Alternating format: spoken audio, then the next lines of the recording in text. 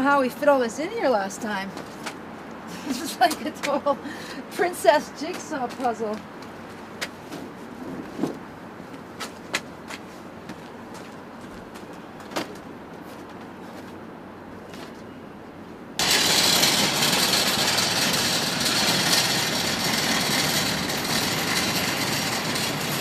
Just returned the mass of princess toys slash commodities that I temporarily purchased from Toys R Us about a week ago for my princess commodity shoot. One of the main aesthetic concepts of the piece and conceptual concepts is that I'm thingifying princess commodity. So she is a thing amongst things. My stuff! Not your stuff! All of the rules are there, all of the narratives are there. So there's no imagination and there's no transgression. So in that respect, the princess craze now is much more extreme because there's no room for just these little diversions that are not connected to the master narrative. We can open the window over there. It's a decapitated. Jeremy, what are you going to do with this skirt? What am I gonna do with it? I'm gonna wear it. I'm gonna go to the ball and I'm gonna find my handsome prince. You know, skirt might still need a bit of work in the morning, so we may not be able to shoot right bang on 11 o'clock. Right, that's for TV. He's down there. Yeah, it's looking good. It's beautiful. I knew it would be.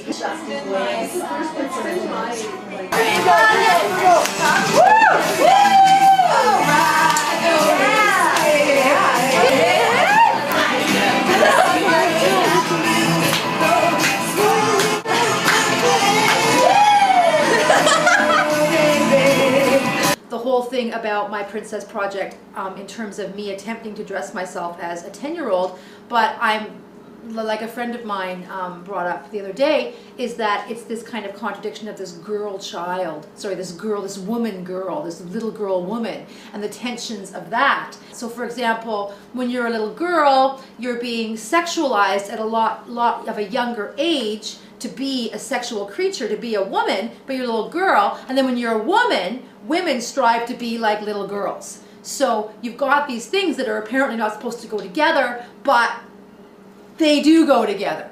The liberations that were made by the second and third wave and the first have been co-opted by corporate culture and inverted, where it's basically, and this is I think from another amazing book, Female Chauvinist Pigs, how could you not want to read that, by Ariel Levy, where we now have the phenomenon of young women saying, oh, well, I'm an empowered lap dancer, or I'm an empowered pole dancer. So I like to put things in a frame that are seemingly not supposed to go together to create fissures and spaces that people can feel and start to think differently. Watch out for the brat! Yeah. Watch out for Strut It! Strut It. Wow, look at this old TV. People were just dropping stuff at my door, right? Could you kind of call it for Just stuff that people's outlived its use, yeah. Wow, it's pretty set. You did an awesome job.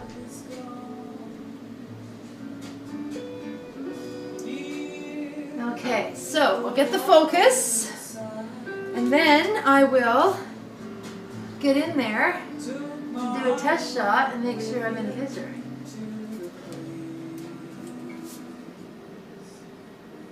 My intention with Princess is to attempt to make myself look as close to a 10-year-old girl as possible. So, being a 46-year-old woman, that is somewhat challenging. Post-production for the shoot, of course, I'll be photoshopping the crap out of my skin, which is actually very fun when you're, well, I like to say I'm approaching middle age, but I think I am now middle age. So, you Photoshop, it's called virtual Botox. And a lot of people really like it, but unfortunately, it's not real. So you go in and you get rid of all the lines and stuff, and you know, it looks pretty good, and you can actually delude yourself. That's how you really look if you know, in the mood for delusion. So yeah, you gotta do a lot And you gotta pull really hard.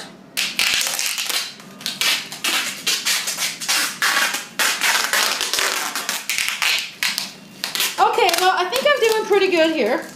I'm looking pretty flat.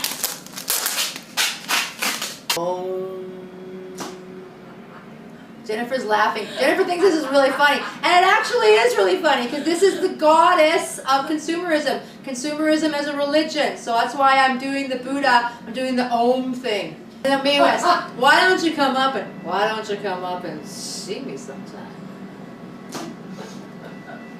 Why don't you come up and buy me sometime? Whenever people say to me that, feminism isn't necessary anymore, women are completely equal, we can get jobs now, we can almost be president, for example, I basically say, okay, go to the poorest neighborhood in my city, Vancouver, BC, go to what's called the downtown east side, go out onto the dark industrial streets kind of around that area. Who's on the street selling their bodies for drugs because they become drug addicted to get money so they can buy drugs and for their pimp and they're addicted? Who's out there? It's women. And even if there are some men out there, ironically enough, they're feminized, they're dressed as women. The extreme example of this is what I was amazed to find out about a few years ago at this conference, the medicalization of sex, labiaplasty. It's like, what? Okay, I knew there was this new sexism going on. I knew that a lot of the gains were being undermined. I knew there were some problems. But when it gets down to the point where first world women, and whenever I bring this up, people think, oh yeah, that happens in Africa. It's like, no. Yes, that's incredibly terrible. But these women, the women in Africa, at least they're not choosing to do it themselves. Okay, here we go. Get me out of here.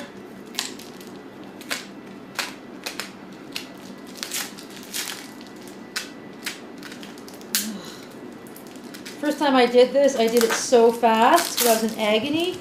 Now I'm kind of used to it, but I'm still looking forward to getting out. Oh. But I gotta be careful I don't dig too deep and cut myself. I guess it's kind of dramatic using the X-Acto knife, but my regular scissors are not very good.